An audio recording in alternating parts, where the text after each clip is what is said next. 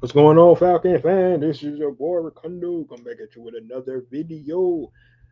So today we're gonna talk about what our GM and Ian Cunningham had to say about the moves that they have made this week and what the whole strategy behind it, the idea of the moves they made. And going forward, getting ready for the draft. Continuing making moves here in free agency, which they already have after his press conference we had today. We'll talk about some additions to the team. We also will talk about the quarterback competition, which is really the elephant in the room, one of the big deals. And then once again, we'll end the show with um, a James Pierce Jr. update. We have some more information about that and what that means about his playing career here in Atlanta. So those are the things we're going to get into today, guys. And I hope you are here. Happy Friday. Um, Definitely happy to see you guys come in. It's Friday, it's the weekend, but I had to get on here because Atlanta Falcons still working, and I want to talk about it because this is one of the exciting times of the year, especially for a new um, regime coming in. You expect to see a lot of changes, and that's definitely what we have seen from the Atlanta Falcons so far. A lot of guys are not, with this team anymore, and we're gonna have a lot of new faces, and so expect differences this year. Um, and we'll see what happens with this team.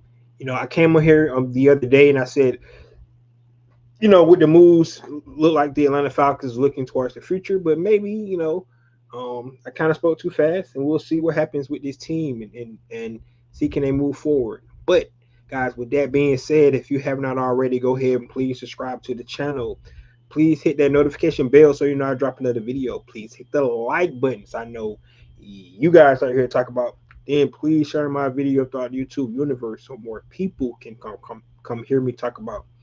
That's right, these Atlanta Falcons. So here we go, guys. Um, the first topic we talk today, we're going to talk about, like I said, we actually heard from our GM today. He actually had a press conference to talk about some of the moves that have been made over the past week. Their whole strategy behind it. One of the first things he said was they had an idea, a plan is to come to elevate the floor, right? So looking at this team, and we all had said that this team had potential to be a playoff team. It just needed time to actually come in and make sure that they started doing things around the margins, right? Those when you hear me talk last year during the season, I talk about Atlanta Falcons actually making plays around the margin. Um, the situational football thing that what happens, right? We can go pinpoint certain things throughout the season, the 2025 season, and figure out why the Atlanta Falcons wasn't successful as they needed, right? One of the things were the depth on the team, right? You look at when Divine Diablo go down, um, that really hurt the Atlanta Falcons. They played JD Bertrand. I think most of us, when we saw JD Bertrand play, um, you know, barely a special teams player, but you had him out there starting games, and it really shone on the field because you didn't have depth at that linebacker position. Well, you see with the moves that the Atlanta Falcons have made this offseason, you see they're trying to create the depth, right? I think one of the things that really interesting about this Atlanta Falcons free agency class is they didn't have any like big splashes, right? If you go back to the Terry Fontenot regime, they always had like one or two big splashes, during that time frame. They bring in a guy like Jesse Bates, right? That's a big steal. Last year they made a trade. The year before last, they made a trade, right? At the end, they brought in, big name safety, big name pass rusher. That didn't pan out for us as well. But this year, they actually went a different route, right? And they brought in a lot of players. Um, at this point in time, I think it's 13 new players that they brought in. Of course, they actually signed other players as well. So this is when you looking at the moves that they made, right?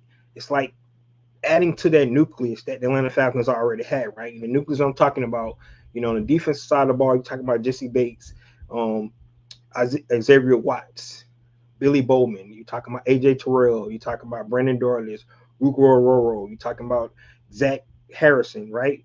You talking about those groups. You talking about Dugan Diablo. Um, you talking about Jalen Walker, maybe James Pierce Jr. So that's the nucleus that they had, right? And you take that nucleus, which all those guys I just mentioned was really really productive last year, right? But then you add pieces to it. Now we talked about some of the guys we lost that was productive as well, like a David Amiyana, like a Kate Nellis, like a D Alford, right? We lost all those guys on the defensive side of the ball. And we also just lost Army Ebiketie as well, another guy that played significant roles for the Atlanta Falcons. So all those guys that when you look at what the Atlanta Falcons lost, right? But you bring in depth in a lot of those positions and what the Atlanta Falcons have been able to do, you really, really like you know, adding to what Ian Cunningham called is the floor, right? How they did this, they was really, really connected with their coaches, their scouts, and their analytical guys, right?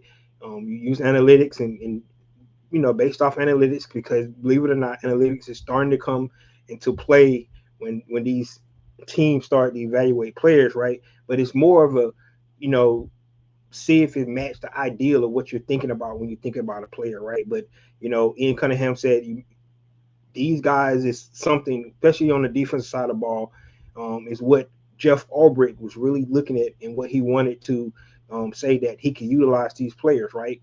Right. Interesting thing about all these players, none of these guys was like so-called big starters at their previous teams, right? But they have the potential to be starters. And when you're looking at, you want these guys to come in on these one-year deals with chips on their shoulder and feel like they have something to prove, right? That's what you're hoping when you bring guys in on these one-year deals. That's what you're looking at, right? You want to bring in competition, big time. We're going to talk about the quarterback competition in just a minute, but you want to bring in competition, and then you want to bring in, right, when you do have an injury, like I mentioned last year when Deion Diablo went down, you want to have people that can come in and you feel like more settled to play their role, as a backup instead of having a big fall off like they had at the linebacker position last year because it was a big drop off. So, you know, he talked about positions that they have not addressed yet, like the running back position. Still might be able to bring somebody in the free agency, but he did mention there are a lot of players, a lot of running backs in the draft, so definitely going to be able to address that need. Mention the trenches. We know one of the things that all three of those guys talked about when they came in from the front office, talked about building through the trenches, right? Um, and we're going to talk about another addition to the defensive line in just a minute, but being able to add players to the trenches as well, being able to do some of the things we talked about. We know one of the big issues that Atlanta Falcons had last year on their defense front was being able to stop the run. Right, they're addressing that, right, and you feel like they're probably going to make dress it a little bit more within the draft as well. So this is just the start. This is just beginning. I know one of the things he said, he's not complete, and you start to get antsy, but you realize it's just March, right? So you got 6 months, to build this team out like you really want it, right? Get an idea about what kind of team this could be. They'll start ramped up here in April next month, to start implementing their teams and things, right? They're doing all the installs for the offense, and the defense. One good thing about the defense this time is it's going into its second year. All these other guys, new guys, got to come get in, and get in tune to what the Atlanta Falcons want to do from the defensive side of the ball. But I think more than anything this year, when you're looking at defensive side of the ball, I feel like Jeff Albrecht got more of the kind of players because he had a really big collaboration with the front office, being able to bring in players. And you listen to Ian Cunningham, that's one of the main things he said. He wanted to make sure that he was bringing in players that align with what the coaches felt like they can be able to do with the players, right? That's really what it is, right? You as a front office, you want to that be that guy that get all the ingredients, get the recipes and stuff like that, but then you're gonna let the other guys go out and cook, right? They able to cook with the ingredients they got, right? Because that's what they say they needed This is the kind of guy I want. This is a guy I know how I can utilize him, right? We know Jeff Albrecht. If you listen to him, he like guys with long arms, right? Being able to be rangy, go sideline to sideline, and that's what he got on a lot of positions. You look at what he got. So look at some of these comments, right? Before we get too far down the road. Eddie says, "You mean talk about Ian Cunningham? Uh, what's going on, T Terry, man? GM has no reason to say it's going to be a quarterback competition. That should be the head coach voice. I'm just saying, sounds like the GM is trying to run the coaches too. My thoughts only. We don't have to have a controversy about this, right? He was asked a question, all right. And he could have said, "I'm gonna direct that to the head coach," but if he already talked to the head coach and they already all on the same page, he can just reiterate what the head coach is already probably going to say. So, like, you can make it a bigger deal you want to, but if they all on the same page, and he said that Kevin Stefanski had a conversation with Michael Penix, so it's not like it's something that's is breaking news. They had already mentioned this from a national media standpoint, so I don't think it was that big of a deal that the GM mentioned that he was asked that question. Um, Shout out to Lynn Howe. Make sure I hope that you this situation that you have with cancer, that you've been able to get the help you need, the care you need, the treatment that you need, and things like that. We talk about cancer. This is one of those bad words that floated around, and sometimes if you catch it in time and things like that, um, you definitely can recover on time. So many different medicines out there and stuff like that. So you know, best of luck to you. Like I said, hopefully you get the care you need. We're gonna shout out to Lemon Howe. Eddie says, "I'm glad you mentioned JPJ. He is the truth and the pass rusher pressure in the season. Yeah, Eddie, you like guys that commit domestic violence on people. I'm starting to tell, but you keep mentioning James Pierre Jr. But we're gonna talk about him at the end of the show. Ian Cunningham is looking like he's going to be the next great GM in the NFL. Yeah, I think he has a really solid plan, but hey, we got to find out, right? We can't put that label on him just yet. He just got here, right? And they haven't even played one game yet. So we're going to see. You like the plan that, it seems like he does have a plan that came in that they formulated, but, you know, actions always going to speak more than what they do during the off season. So we'll see how it pans out for these guys. 1 year deals just in place to holder until they can get their future guys from the draft and the undrafted free agent place to develop. Most of them just signed because they're going to get a paycheck.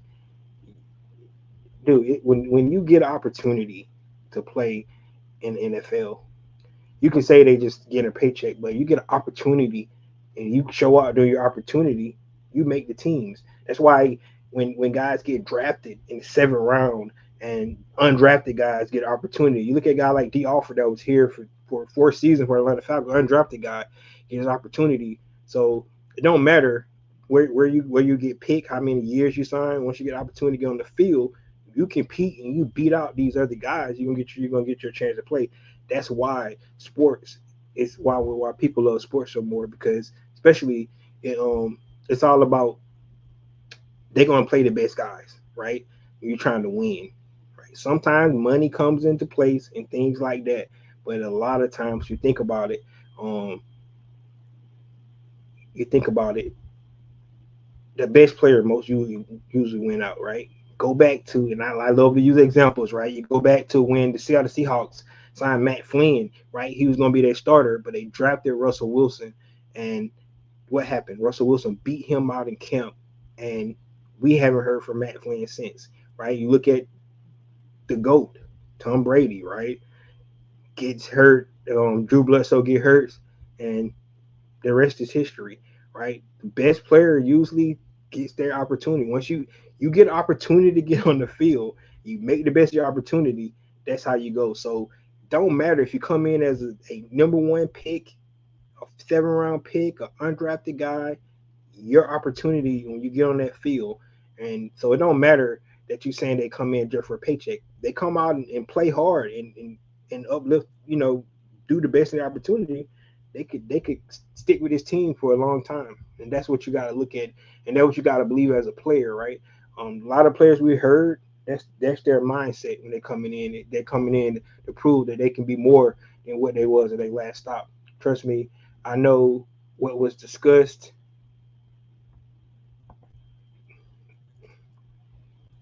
It don't matter what you know. I don't have no inside stuff. We're gonna find out, right? We everything can be discussed, but when they put on pads and they play, it changes everything. That's what it really boils down to. Uh, you said let's not go there because James Purdy is a freak of nature. Leave the man alone. He's a hell of a player. I'm not talking about football. I don't care what he did on the football field. Don't care what he did on the football field. Just because you're a hell of a player, you can't go out and kill nobody. So you can stop trying to talk about football. I'm not talking about football right now. I'm talking about him as a person. So that's what it really boils down to, right? And at the end of the day, that's what it's gonna be about.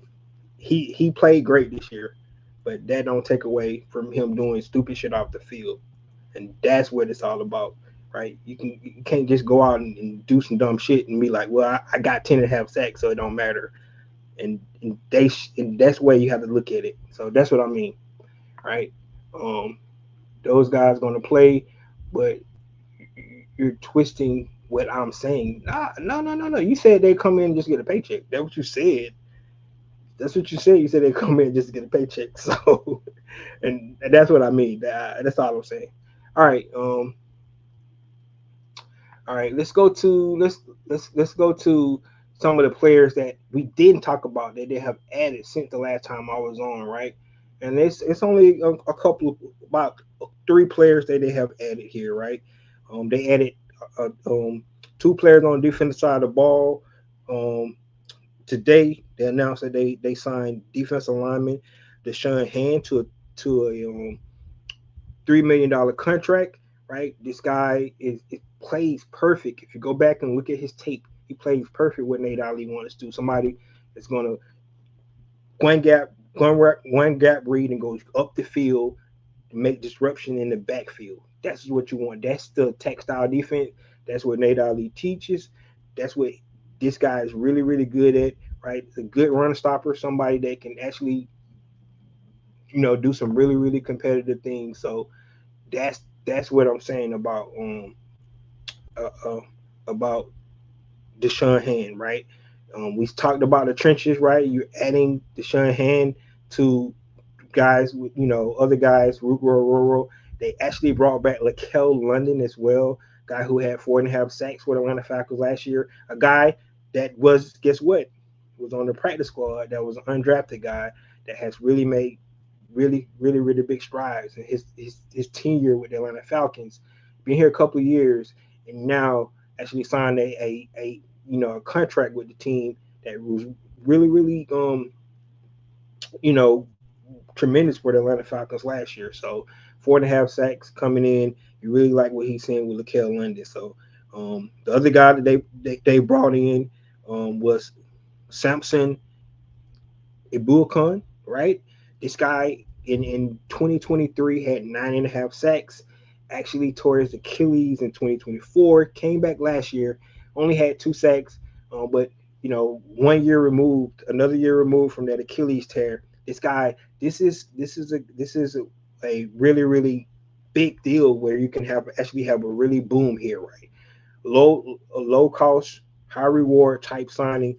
A guy that you saw his traits, like I said, 2 seasons ago. However, he took it towards Achilles, coming back, trying to prove himself, put himself on a 1 year deal. Right, this is the insurance you get in the pass rush when you get a guy like Ibukam. Because if you get a guy, if he's can do anything like he did back in 2023, this is going to be huge for him, right? That's really going to be huge for what um for the Atlanta Falcons because you get a good value deal. Somebody that has recorded 9.5 sacks.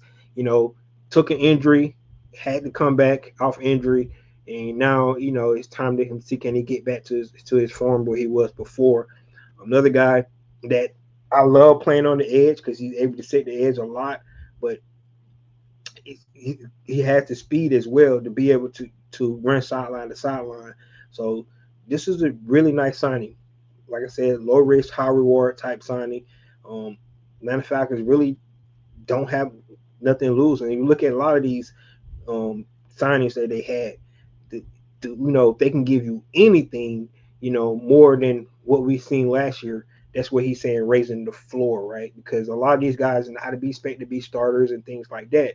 But, when they do get on the field, they contribute any way. That's really a good thing for the Atlanta Falcons. So that's what I'm talking about when you talk about Ibuakon, right? So Deshaun Hand and Ibuakon on defense. Of course, like I said, they brought back Lakel London as well, somebody that was here last year. Then on the offense side of the ball, they brought in center Corey Levin, guy who's been in the league probably like 8 or 9 years. One of his main thing was coming in, had really, really good familiarity with Bill Callahan. We only had one center on the roster, so we really had to do this. But Corey Levin can actually play all the positions. Even last year, he mentioned that he actually lined up at fullback, at one time. So he has a lot of versatility. This is the kind of offensive line you bring in that's really going to help the Atlanta Falcons, right? We lost a couple of offensive line. We're going to talk about those two guys today. But this is creating that depth, right? Building through the trenches. You want to see that. So Corey Levin is huge for the Atlanta Falcons, bringing him in, right? So that's really, really good, right? Those are the guys that we did have not talked about yet. I said if you look at all the new guys that came in, I think the number now is 11, right? 11 new faces in here, right? So they always say the team that you had last year will definitely not be the team this year. But you look at all the guys they bring in, Cameron Thomas, Olamide Zaccheaus, Austin Hooper, um, Christian Williams, Christian Harris, um, picking that name up, but Jahan Dotson, Channing Tindall, um, Corey Levin, Deshaun Hand, Samson Ibuakon. I know I forgot one. Just can't remember who it is, right? Um, but I might have got all of them. I wasn't counting, so but that's good, right? All those different guys come in. Brought back Troy Anderson, right? Somebody that has so much potential, just can't stay healthy to see him on the field. So that's been a big deal as well. So those are some of the guys that, but we'll see what the Atlanta Falcons, continue to add from a free agent standpoint and what they add in the draft, right? So we're gonna take a look at all those, and we'll get to about the July time frame when we're going into mandatory minicamp, and we will actually see um, kind of formulation of this team, right? That 90-man squad, right? And one thing about the whole 90-man squad, right? That's where it really gets interesting because you start talking about competition, right? And that's what it is. He said, "No, I know I missed a couple. I don't know who I missed though. I can't remember. We'll see. We'll see. Oh, I missed the kickers. I missed both. I missed special team guys. I missed Jake Bailey and Nick Folk. That's the only guys I missed, right? Oh, and I missed two, of course, right? I missed two, so I missed three. I missed the kicker, Jake Bailey. I missed Nick Folk, and I missed Tua Tagovailoa. I think I got everybody else though, man. So that's awesome, right? That's awesome. And yep. Oh, I forgot Aziz Ojulore. Sorry, I sure did. T Terry. I miss Aziz. I can't believe I missed another Bulldog too. Damn shame. So man, that even make it better when I'm talking about a bull clan, right? You bring in a bull clan, you bring in Aziz, right? To go along with Jalen Walker, go along with Braylon Trice, right? Man, I like that. I like that. I like that. I forgot about Aziz, right? Man, that even make me more excited. Especially if the other young man come back. That if I mean, just imagine adding him back to the fold as well. That pass rush might be even more deadly than it was last year. So, yep. Thank you, man. Thank y'all for keeping me honest because I miss names. But I was trying to do it off the dome, which means I've been keeping track, right? Because a lot of people have to read. I was trying to do it right off the dome though, so that's what I'm talking about. all right, all right, freaking let's get into the quarterback competition, guys. Right? Um, like I said today, it was reported. It was actually reported. Um, yeah, he said it's about the depth. Eddie says it's all about the depth this year. Yeah, man, it's going to be what they can do, right? Because they didn't really add no like starter to this free agency, right? They didn't add a guy that come in and be like you're going to be the starter. They didn't do that. So it's about the depth, right? They had the nucleus. They still had a nucleus here, but they didn't add like a bona fide, you know, day one starter to this free agency class. But they added to the floor, like Ian Cunningham said, they added a lot of depth. So that's just where these guys, what I talked about earlier, these guys are going to get opportunity to prove that they could potentially can be a starter. We'll see, but they got to compete with undrafted free agents. They're gonna have to compete also with draftees. So it's a long way to go, man. It's March, so we'll definitely be able to see how this thing turn out for these guys. Um, I mean, last year, you think about it, we signed a free agent, um, Morgan Fox, right? We signed him as a free agent deal, and guess what? He got cut. He didn't make the team because in training camp he got beat out. So, so just because you signed in free agency doesn't mean that's what I mean by the competition opportunities, right? Those undrafted guys that we bring in, right? Now the draftees usually make the team, right? You really don't want to cut your draft guys, but man, these free agents be signed, especially the free agents you sign to these 1 year deals, they get beat out by one of your young players, draftees or undrafted guys, but they wanted this opportunity. They understood what it was to come in and sign a 1 year deal. It's about coming in and trying to prove yourself. So we'll see how it pans out. Okay, let's get to the quarterback competition. So, like I said, it was reported before when Tua first signed, agreed to the deal. The NFL Network posted, stated that Kevin Stefanski had already talked to Michael Penix. He talked to him before they announced it, and he was to his understanding that he was going to have to compete, right, um, for this position. Right now, if you can look at it a lot of ways, right? You can look at it and be like, that could be unfair to Michael Penix Jr.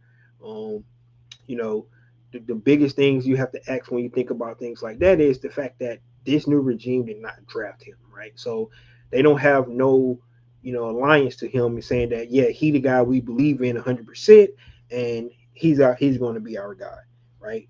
But they are going to give him opportunity, right? But the fact that he was injured, I think that played a bigger role than what a lot of people may think about this situation, because they had no choice but to bring in a quarterback, right? We all knew this. This was not a secret. He was the only one in the quarterback room, so they had to bring in a quarterback, right? Just to question, which quarterback it was and what that was going to mean for him. So that's where it really boils down to. But I think the fact that he was injured played a bigger role than because I think if he was 100% healthy, maybe they looked at it different. Not saying they would have, but maybe they did, right? Like I said, we don't know how really. Let's be honest, we don't know how much this new regime actually believe in Michael Penix. They said all the right words, but do they really believe in him? We don't know. Um, So, coming in and have a quarterback competition, and it's the same for Tua Tagovailoa, right? He has to compete as well. All right. So that's the negative side for looking at from Michael Penix standpoint. First, he got to get healthy. Now he got to come into a quarterback situation, and unfortunately for him, since he's been, you know, with the Atlanta Falcons, he's never been like just the guy by himself, right? So he's coming back to that situation again. Um, but right, competition is healthy. I just talked about it with all the other positions. So being able to have these competitions is really really gonna be healthy. All right. Um, so let's talk about Tua though, right? Now, this is the facts about Tua, right? First fact is he did, like, people thought he needed to retire, right? Because he had two really really bad concussions, right? Where he actually went into, you know, little moment there he had on the field, and everybody was like, man, that looks scary. He probably need to retire, right? Um, but that was a couple of years ago. He was completely healthy last year. But the fact of the matter is, people assume that the Atlanta Falcons are getting a losing quarterback, and that's really not the case with Tua. His record um, is 44-32. He's 12 games over 500 for his career. He got 120 touchdowns to only 59 interceptions, right? And he actually led the league in completion percentage in 2024, right? He had the number one offense in 2023. All these things are facts. So this is who Michael Penix is competing with, a guy that's actually been proven, to have success in the NFL, right? With the caveat that he has had injury issues that really, really could be his downfall, right? Now, for him to be able to work um to his best abilities, he's gonna have to be upright, right? You gonna have to have really good protection for him. But he's one of the most accurate quarterbacks, right? He has a 69.9 completion percentage for his career, right? So this guy is accurate with the ball, right? 120 touchdowns to 59 interceptions mean he doesn't like turnover ball a lot, right? So this is what Michael Penix is going up against. It's just to be honest. Like, I'm trying to be honest with you, right? I think Michael Penix's ceiling is higher than Tua Tagovailoa, but Tua Tagovailoa is coming in with the upper hand, right? One of one of the reasons is because Michael Penix is hurt, right? So April 7th, when they started to do OTAs and started to get into the playbook and stuff, Tua is going to be on the field. Michael Penix is still going to be in recovery, right? Now, he still can get a playbook and he can do mental reps and things like that, but to be on the field and stuff, so he's going to start off behind, right? I'm just being honest about the whole situation um, with Michael Penix Jr. So that's really how this quarterback competition going to go. Um, I do believe he's going to get this opportunity. I think he's going to compete because Michael Penix has traits Tua do not have, right? I think he's more athletic than Tua, right? We know he has a bigger arm than Tua, but playing in a rhythm offense and being able to throw on timing and accuracy, that's what Tua probably shines more right now than Michael Penix do. So it's going to be interesting to see how this pan out. I think one of the things you can think about though, due to Tua Tagovailoa injury history, even if he does beat Michael Penix out, um, being a starter by default, right? Because I think Michael Penix is playing catch up more than anything. It's like they're not starting off the race at the same time. It's just not because he's injured. Tua is healthy, Michael Penix is injured, so they're not starting the race off at the same time. And I think that's going to hurt Michael Penix more, especially when you're looking at a proven quarterback, the Atlanta Falcons coming in. That's why when I talked about his success that he has had, when you get him for $1.3 million, this is a low risk, high reward, move for the Atlanta Falcons because this guy is not a loser, right? You can say what you want to say. 44 and 32. That's a winning percentage. That's 12 games over 500. That's not a loser, and they don't have some bad seasons in Miami, and still to be over 12 games over 500 says about he had more good than bad there. That's what it says. That's what it says. Even with all the injury and all that stuff, he had more good than bad. So um, that's really what um, Michael Penix is going to be faced with, right? Um, One thing about Michael Penix, he has had a lot of stuff he had to deal with throughout his, his young career. Including college and stuff like that. All the injuries he have came back from. You look at all the programs he had been to. He has been to uplift those programs to make them better. He had Indiana, winning before Mendoza did, right? He did. Then he took an injury, right? And Indiana is a basketball school, right? They really never been known for a football school. So, but Michael Penix had those guys winning, a couple of years ago before he's transferred to University of Washington. So, I think they won like 9 games one season with him. Took an injury, right? It's the setbacks for him. It just unfortunately his injury history, and once again, his injury history is going to put him a little bit behind the power curve, where he's going to have to compete and make his way back, right? Um, and that's the way it is. I think Tua has the upper hand right now because he's healthy, and that's where it's going to start. But they had no choice but to bring in a quarterback to in this quarterback room, right? I know a lot of people saying, well, why they had to bring in a guy that compete with Michael Penix, because a lot of people want to see Michael Penix succeed, including myself. But the Atlanta Falcons got to do what's right for the organization as well. They had to bring quarterback in, and then if you can get a quarterback, like I said, a quarterback that has had success in the NFL, and you can bring it in for $1.3 million, that really aligns up to your philosophy, your backup, both left-handed quarterbacks. Um, you can actually build your offense a certain way how you really want to build it. And so when Penix come in, you don't have to change a lot, right? It's just so much upside to the decision to bring him in, and the competition is just something else that needs to be happening, right? It's going to be something that it's going to be talked about all season long, but let's see how it pans out, man. Let's see how it pans out. Tua's not he's not new to this, right? Um, you guys remember in college, right? He backed up Jalen Hurts, right? In the famous 2017 national championship game where Jalen Hurts is benched, Tua Tagovailoa come in, and what happens? He beats the Georgia Bulldogs, right? And then the next following season, Tua is starting, Jalen Hurts is backing him up, right? And then in I think it was an AOC, the SEC championship game, he get benched for Jalen Hurts, and Jalen Hurts come in. Guess what? Beat the Georgia Bulldogs, right? So, um, so he's really well versed in the whole quarterback thing, situations going back and forth, and things like that, right? Michael Penix is used to it. Had to deal with Kirk Cousins for the last 2 seasons. Just another veteran to come in that he got to compete with, which is you know makes people better. I think they say iron sharpen iron. That's what's going to be happening here in this quarterback competition.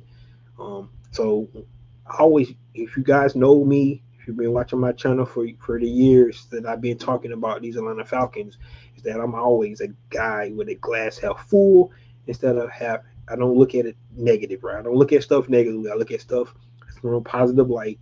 That's what I always do, right? That's really the only way you can be, a fanatic and a fan, especially of our Atlanta Falcons. You gotta look at the positive stuff, right? Because if you look at negative stuff, you'll stop being a fan, right? But I'm always looking at the positive stuff. I think this is going to make both players better, right? Competition brings out the best in people. So, the only thing that I ask from Kevin Stefanski to make sure it's a fair competition, right? Just don't give the keys over to Tua. Um, Make sure Michael Penix get his opportunity to prove that he has what it takes to start. If he do that, I think it will be cool, right? I think if you make it a fair competition and Tua Tagovailoa just beat out Michael Penix fair and square, um, that should sit well with everybody, and I hope that's what we get, from Kevin Stefanski, because we all know what kind of transpired last year in Cleveland, where it seems like all the quarterbacks didn't get the chances that they had, um, and it really sucks. So let's see what we got here.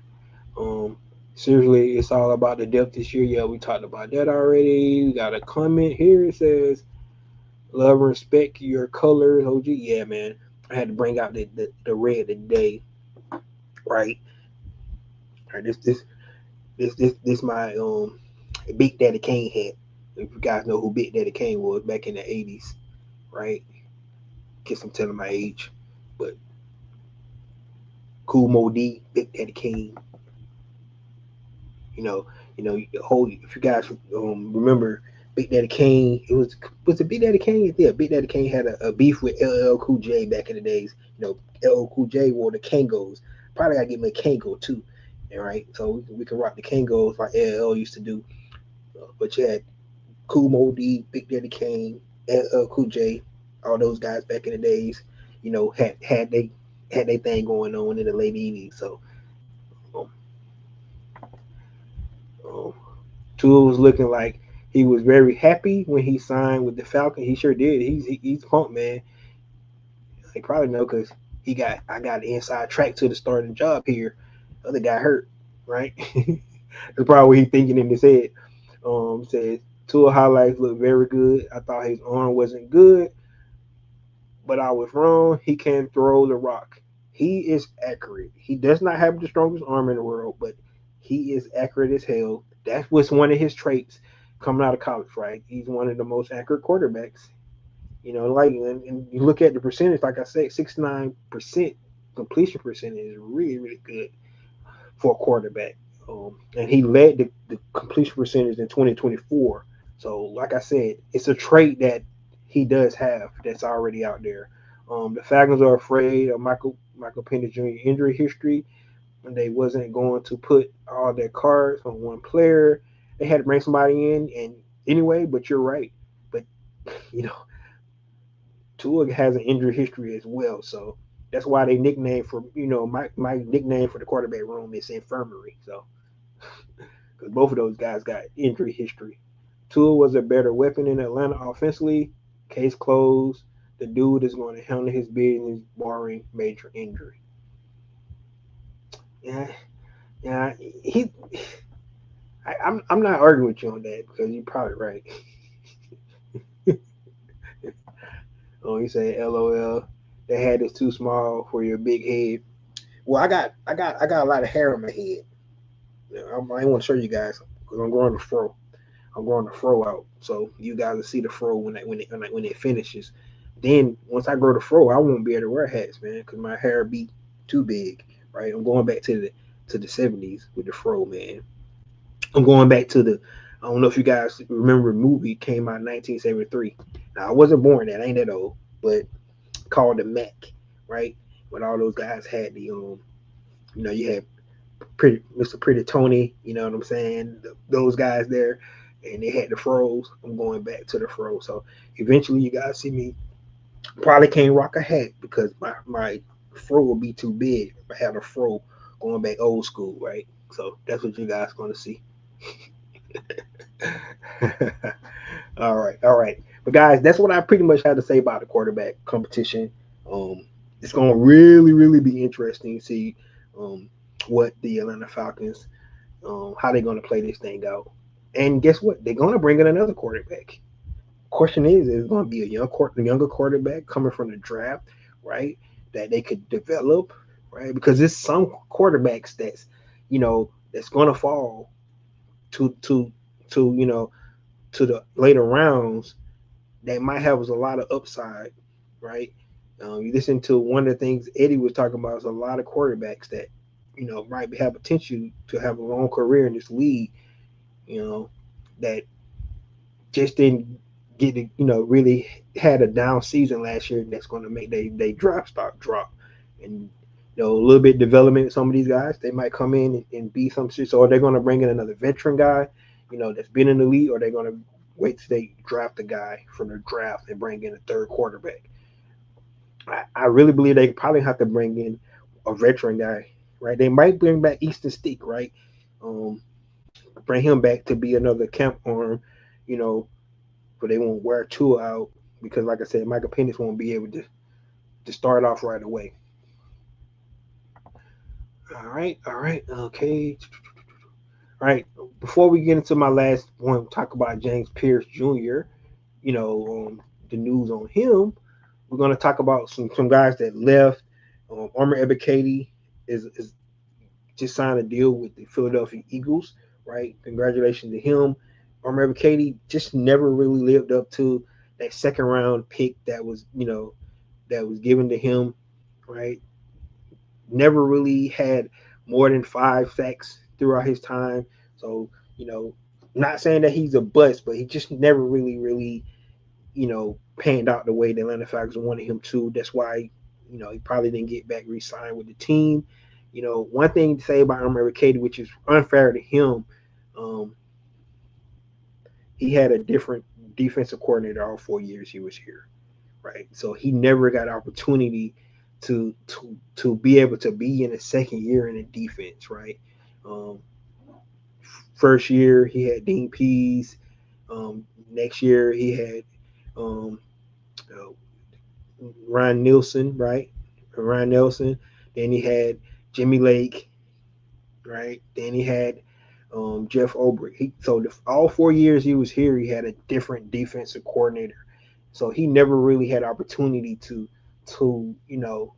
be able to learn a defense and grow in that defense. Every year he was doing something, different. And maybe they was asking him to, play a different role or something. So he never had opportunity. So, best luck to Armor Ebiketie. Just did not work out for him. But I do think he definitely have the ability to make plays for teams because he did make plays. He didn't make, the whole splashy plays, but he did make plays for Atlanta Falcons while he was here. So he was a quality depth edge rush for the guys. And, I think they found some replacement. You look at Aziz, right? You look at Ibuakan. I think they're just as good as what we probably would have got from River Katie.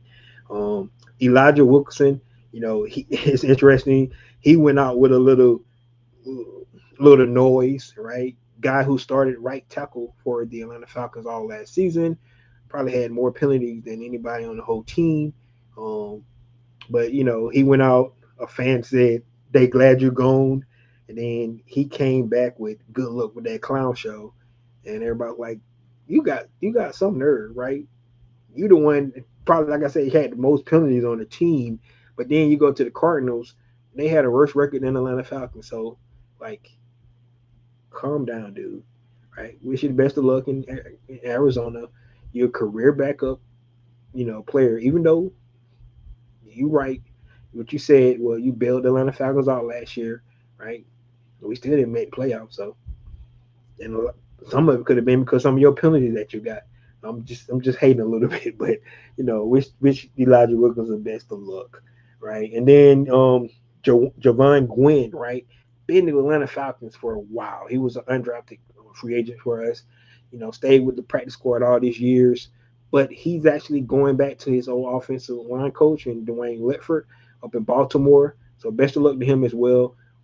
Like I said, he probably was the only other center that the Atlanta Falcons had on the team. That's why they bring in Levin. Um, but good luck to Javon Gwynn as well. Hopefully he actually get a roster spot instead of all these practice squad things that he's had to been dealing with. So um, there you go. So all those three guys, we lost those guys. They have not brought back Leonard Floyd either.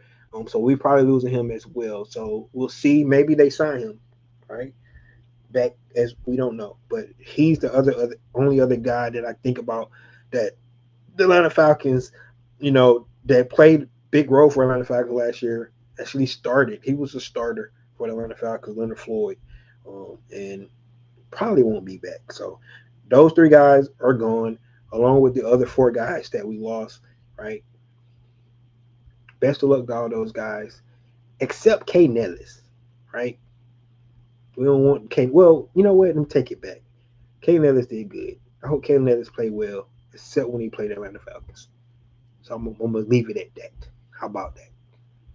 There you go. T. Terry says Matt Ryan was at Georgia Tech Pro Day, so he probably looking at quarterback. Yeah, man, Haynes King, right? Somebody mentioned that. I saw a Twitter on that during the combine. You know that Haynes King could be somebody that can come in. He's a project though, man. I think he like to run the ball too much for me. He's not a quarterback, right? He remind me a little bit of too much of Tim Tebow the way he played, right? He's a baller now. That kid plays hard. He plays hard out, man. I thought I think when he was playing Georgia, man, I thought they was gonna kill that boy. They was hitting him, but he kept running. But they was lighting him up.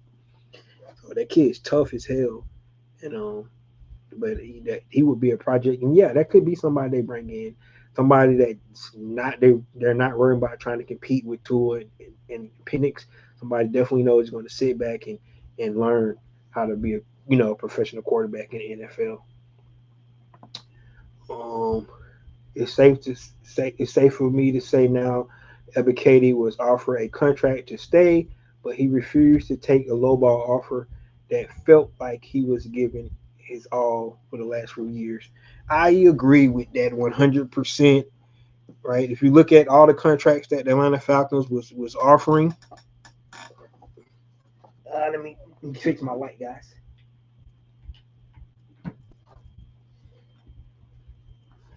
There you go. Yeah, looking at all the contracts Atlanta Falcons, they probably did lowballing. So, um, but guess what? Aziz and Abulkan actually took the opportunity to, you know, prove that they can be, guy and get them another long term deal. So, like I said, for what Armor Katie brought to us last year, I think Aziz and Abulkan would just be fine being able to do that. So, you said Floyd. What's the news on Floyd? Floyd is definitely not coming back. Yeah, I agree with that. That's not a surprise. Yeah, I think he's done. He's done. He's done. All right, guys, let's get into the last topic of the day. I always wait till last because like I told you guys, for me, this topic it's getting tiresome. To be honest with you, but keep getting news every day, so we have to keep talking about it. But news came out yesterday that James Pierce Jr. would not be charged for aggravated assault to the police officer, which is really really good news for him, because that could have came with a 5-year sentence, right? Aggravated assault to a police officer. However, he's still charged with 3 felony charges and a misdemeanor, right? Now, I don't know the law, but I think if you look at, you know, all these charges, it could be where he does not, see time, right? Probation, community service, definitely pretty sure he's gonna have to do some anger management training, something like that, and all that stuff. And if that's the case, that means the NFL will levy, whatever punishment they're gonna levy on him, in unison with what the Atlanta Falcons gonna do. And then more than likely, that means his NFL career probably won't be ended. It probably just won't, right? Um, because even though this is a this is a incident, right? And it happened at that one point of time, right? But if you go back and look at this whole situation with these two young people, it's been going on for like 3.5 years, right? So, right, and so when you think about something that long, um, it's probably was toxic, you know, all the way around, right? It probably was a really really toxic relationship. Um, on both sides, right? So we don't, like I said, we don't know all the details. So, but for something to be going on 3.5 years and probably off and on and this and that, right? But some details about, you know, 911 was called 7 times since November to the February incident, right? So that was noted, right? So 911 has been called 7 times, right? That's crazy, right? In itself, that situation. Um, he offered the young lady $75,000 just to talk to her. Now this is her account of the thing. Like I said, we don't know, but her account was he offered her $75,000 just to talk to her because he wanted to talk to her, and then he offered her $200,000 for her to stay with him. And that was right before the arrest, right? So this is her account of what happened, right? So I'm just telling you what is reported, what's happened. Don't know 100% anything, right? Because all this stuff will sort itself out throughout the courts and things like that. But from the Atlanta Falcons standpoint, from the NFL standpoint, right, they're waiting for this to be resolved before they make any decisions with this young man, right? That's really what it boils down to, right? You can go look at the league's, you know, policy on infractions and things like that, how they would handle it, right? How many games, what they get and stuff like that. I'm not an expert on that. I'm just going to wait. I really don't even care what the time frame would be, right? That between what the Atlanta Falcons would get from the NFL and things like that. What I can say is that, like I said the other day, it's about what um, the fan base is thinking right now, and from what I see from what the fan base thinking, is it's not good for him, right? He would have a lot of, you know, trying to fix his image, amongst the fan base. He really would. So that's one of the things that Atlanta Falcons need to factor in as well. Um, I think one of the smart things to do is start off by getting him in some anger management, trying to fix yourself up, right? It's nobody perfect in this world, right? So when people say that this what you do is unforgivable, that's not true, right? You know, if you're a religious person, you forgiven from pretty much everything that you ever did. So you have to look at people giving people second chances. I think for him, he's definitely gonna have to clean this image because, like I said, he has lost a lot, especially with the female part of the fan base. Right, a lot of them want him off the team because of the stuff that's been reported, and for Matt Ryan, for Arthur Blank, the ones that's the head of this organization right now, those guys gonna have to deal with those PR relations and things like that. And the young man himself, right? Um, you can just imagine his first interview. If he does come back and play with NFL, you can just imagine his first interview about this whole situation and things like that. You know, and that's what it's gonna be about, right? I just think that hopefully they can both get this behind them. He can go on his career, she can go on her career, but they got to let the league and the Falcons going to let this play out within the courts and see what happens. And like I said, if he do get, the so-called slap on the wrist, like I said, don't do no jail time. I think his career in the NFL is going to stay. Now the question will the Falcons be willing to take that you know that pure nightmare from the fan base? Like I said, from that one sector of the fan base, that what I'm seeing on social media, that's like, why this guy's still on the team, right? That's what we're hearing, right? So they have to factor that in and how they want to deal with that.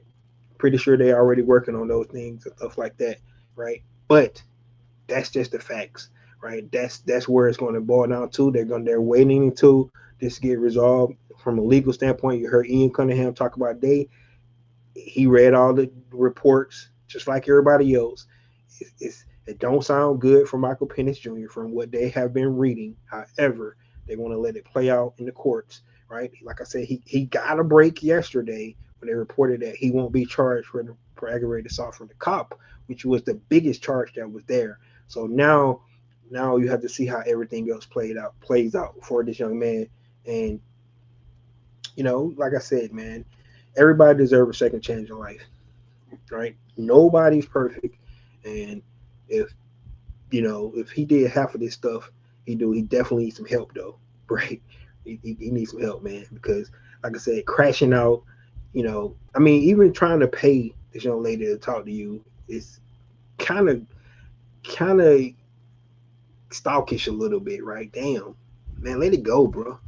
Right? I don't like that. I don't like that part about it. Trying to pay her just to talk to her, because it seemed like I ain't letting you go. You know what I'm saying? I even pay for your love. Like that's kind of too toxic, man. Like you don't need to pay nobody to be with you. Don't do that. But that means like it's like forced. So I think you should have just let it go. Both of them just go their separate ways. They're gonna probably live really great lives and just end the relationship where it is, right? We know she put a protective order out on him as well, and I think he can't be within 500 feet of her and can't be within 100 feet of her car. So, right, they shouldn't have no communication, no contact, and let's see can I get this thing behind him. But until this is, is decided in courts, you probably won't hear so much from the Atlanta Falcons about it, right? Because one thing we do know, right, what he was able to do on the football field is the only reason he's not off the team. If it had been a special team player or kicker or punter, he would have been gone, right? But this guy is one of the premium positions in the NFL. Somebody that can get after the quarterback. If he was really, really good at it, and that's the reason why the Atlanta Falcons is quiet about it, and they trying to get this young man a second chance. That just really, really boils down to guys, right? I think one of the things that Shannon Sharp said that they will they will tolerate you more when you can do more. That's pretty much what it is. I kind of paraphrase what he said, but yes, the more you can do, the more you can help them, the more they'll tolerate, right? And that's just the facts. That's the facts on everything, right? If you, I mean, and I don't like to get into politics, but you look at some people that get away with a lot of stuff, right? And you're like, man, how the hell they get away with that? Because of the position you in, right? Like James Pierce Jr. is in a better position than a lot of other people that probably do something like this because of what he's able to do, you know, from a monetary standpoint, things how he can do to help the team. And that's just a fact, right? I'm just being honest about it. And that's where it stands, right? I gave my opinions on it. Like I said, personally, if he did some of this stuff, the kid need help, man. He really do. Some of this stuff that was reported, it is kind of disturbing a little bit because damn, right? But he's young, he make mistakes, and hopefully, you know, it's something that he can move on from and learn from instead of, you know, going down the wrong road. So we'll see. We'll definitely see. Um, let's get into the comments here.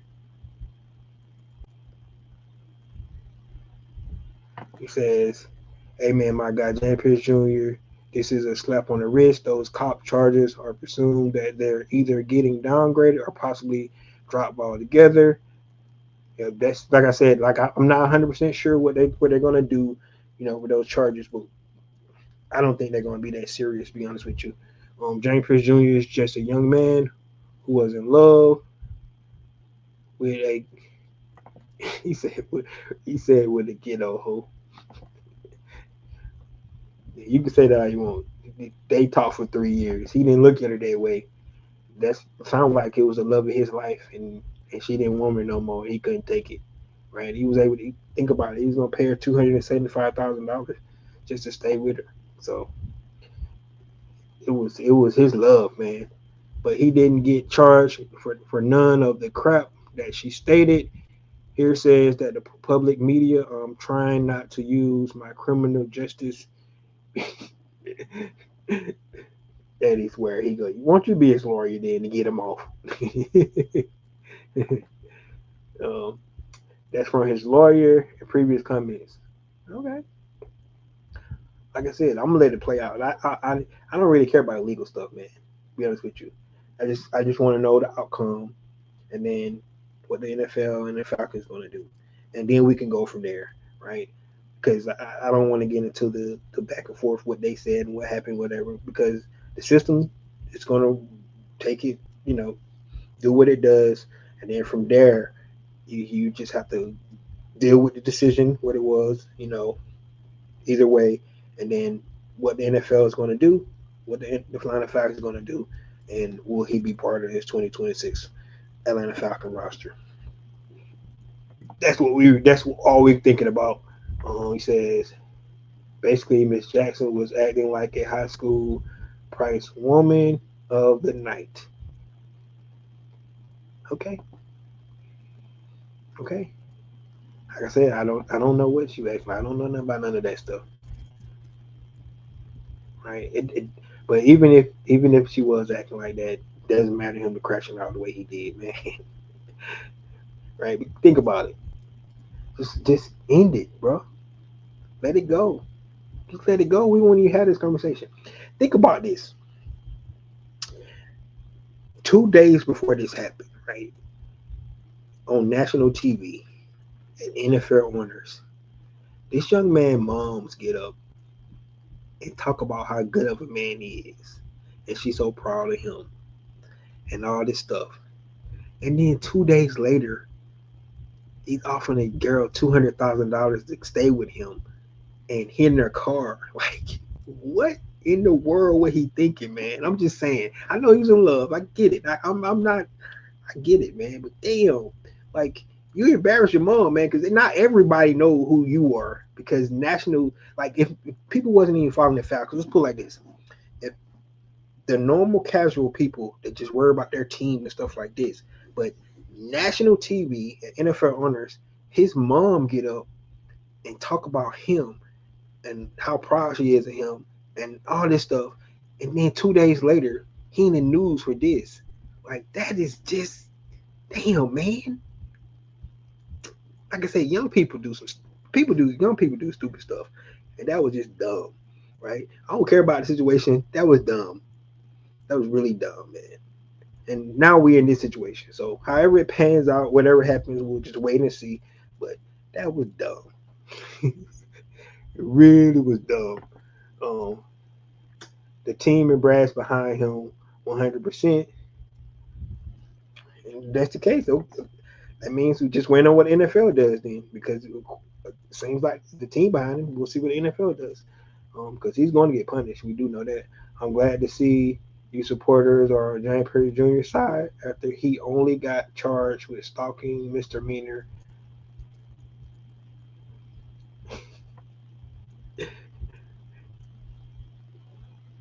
I don't know what supporter you were talking about. Supporters just on my timeline right now, because most of the supporters like get this dude off the team.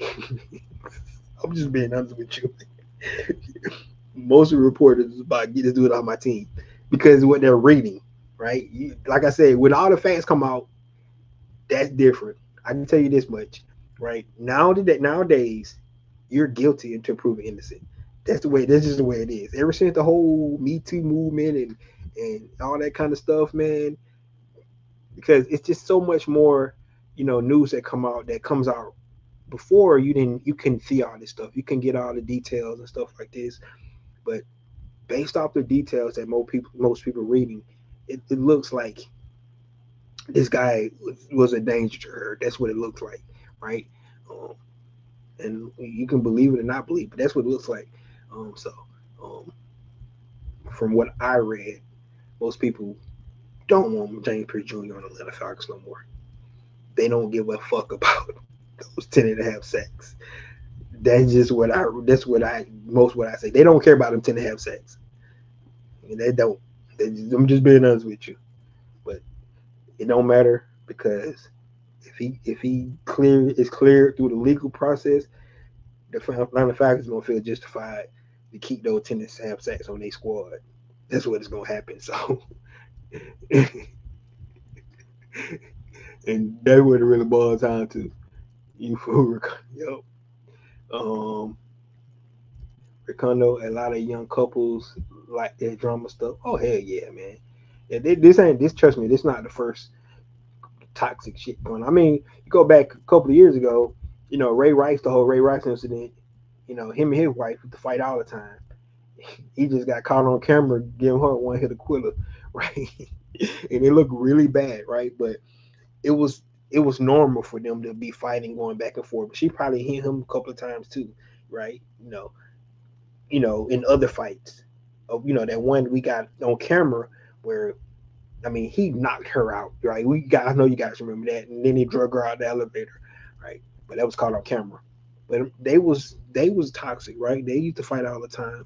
You know, one thing about domestic disputes, man, and this is from dealing with a lot of young people throughout my career.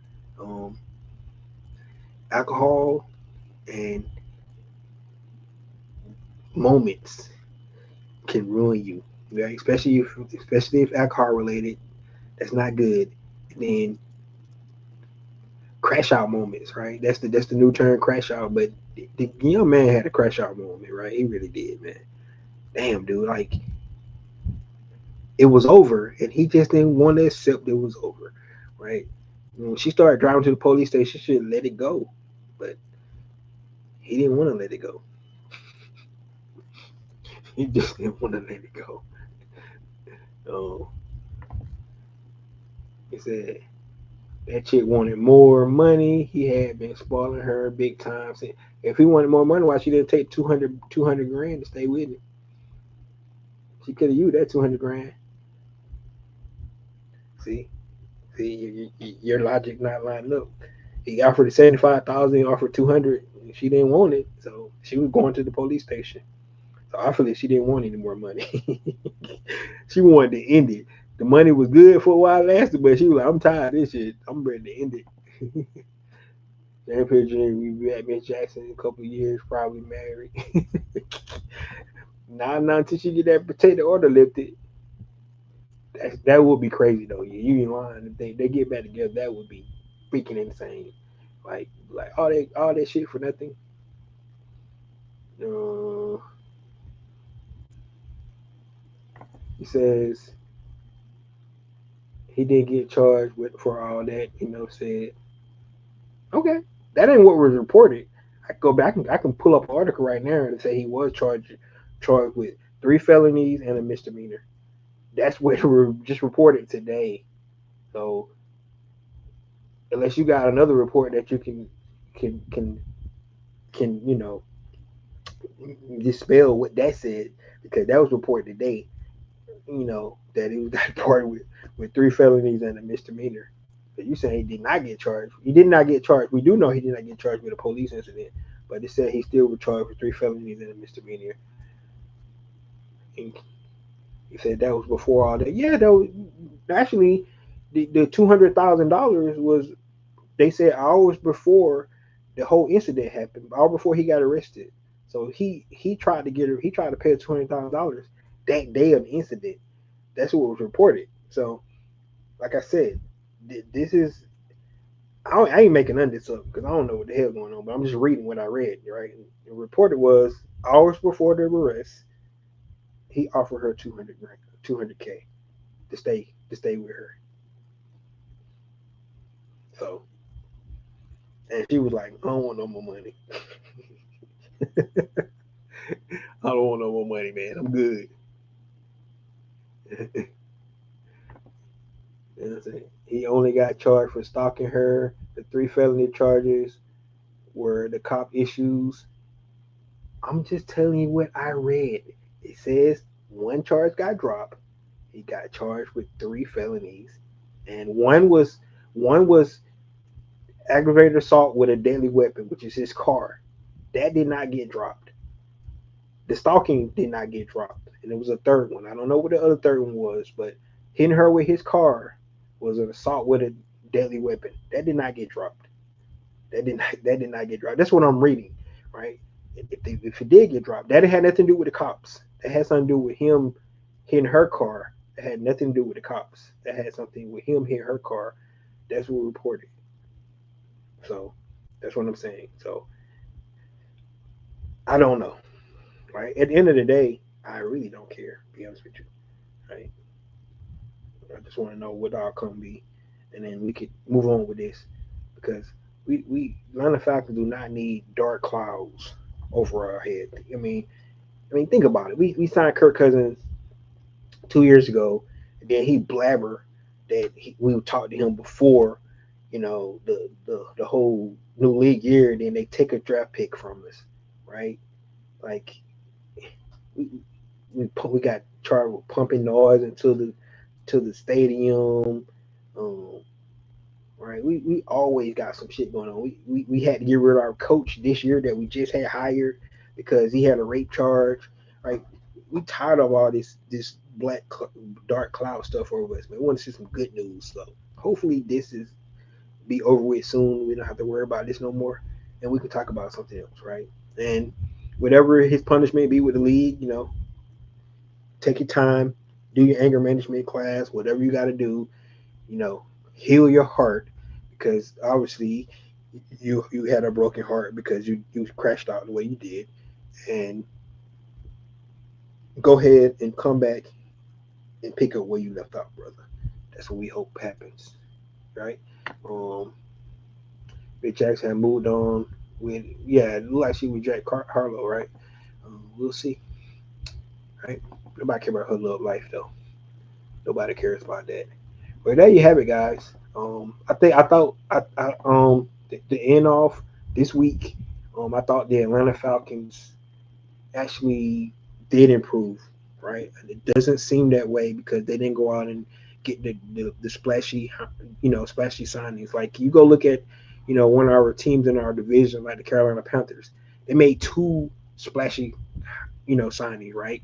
And everybody's like, man, they got better, but you know those guys gonna be starters.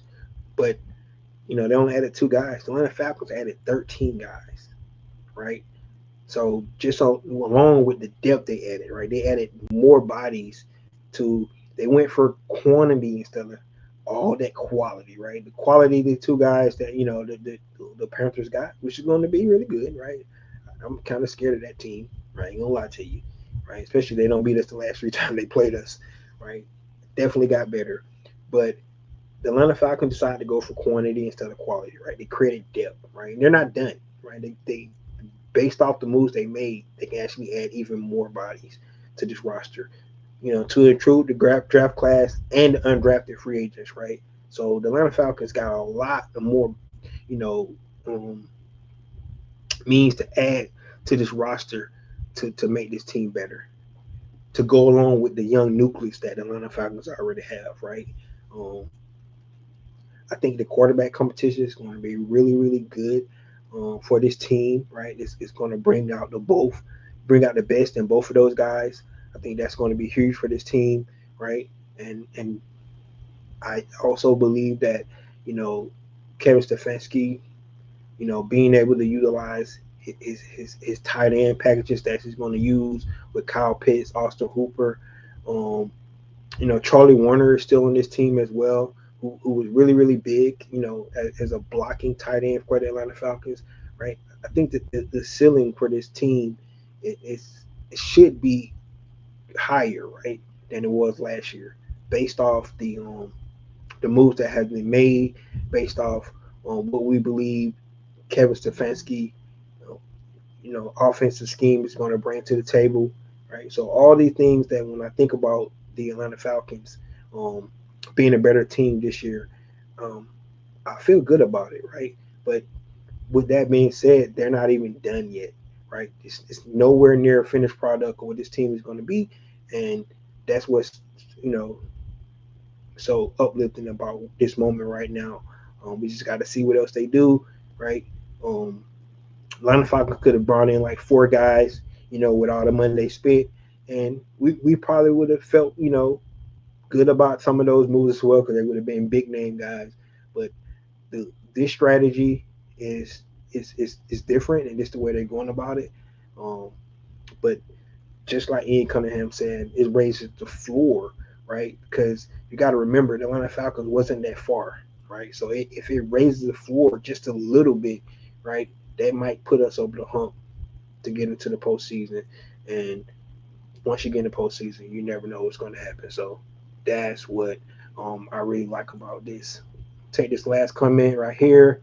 It says, Ricondo, what you about Kyler Murray signing with the Minnesota Vikings? Um, I do believe that, after listening to Kyler Murray, I think that's probably what his first choice, right? Um, and I think that the Minnesota Vikings got a chance to be really, really good next year with Kyler Murray. I do, right? But I can tell Kyler Murray this. I think the Atlanta Falcons had more weapons on the offense side of the ball than the Minnesota Vikings did. You got Justin Jefferson, you got Addison, but that's all you got, right? You got Hawkinson, I guess, right? And you got Aaron Jones, but I like the Atlanta Falcons nucleus better. Actually, I believe Atlanta Falcons offensive line is better, right? So we'll see. We'll see. Which one of these quarterbacks that the other team is paying all their salary, you know, and Tua and Kyler Murray. Let's see which one of these guys have the better seasons, right? Um, where two franchise quarterback got released, and team was able to pick them up for minimum deals, and that could to resurrect their careers with two different teams. So we'll see what happens, right? That's what I think. All right, guys. Thank you guys for tuning in today. I think we covered a lot. Um, Once we get more, we'll definitely come back. We got to start talking about some of the draft class. I haven't talked about that because free agency been so heavy right now. It's starting to die down. Still think the Atlanta Falcons will add a couple more guys to the table. If they do, I come out with a quick video about it, just highlighting those additions to those players, what it means for Atlanta Falcons, and then we're going to start getting to the draft class, guys. We got a lot to talk about. Um, we see what the Atlanta Falcons able to do, and I think the beauty of this free agency is the fact that the Atlanta Falcons didn't really, you know, completely fix any of their needs, right? They got pieces in those needs, but I still think if they add in the draft to any of those positions, it'll be justified to be able to do that, right? Because what they add to be more long term situation than the guys that they brought in. So, the sky's the limit for Atlanta Falcons. And if they don't add to those needs, right, they feel comfortable with some of the guys they brought in because of the depth they got at those positions. So it's a win-win in that fact that you know they still got needs. They could utilize those needs in the draft, but if they don't, they go in another direction, that'll be okay too because of the depth that they have created during this free agency. So that's what I got. Thank you guys for tuning in today. Um, this is your boy Ricondo. Come back at you with another video. Peace.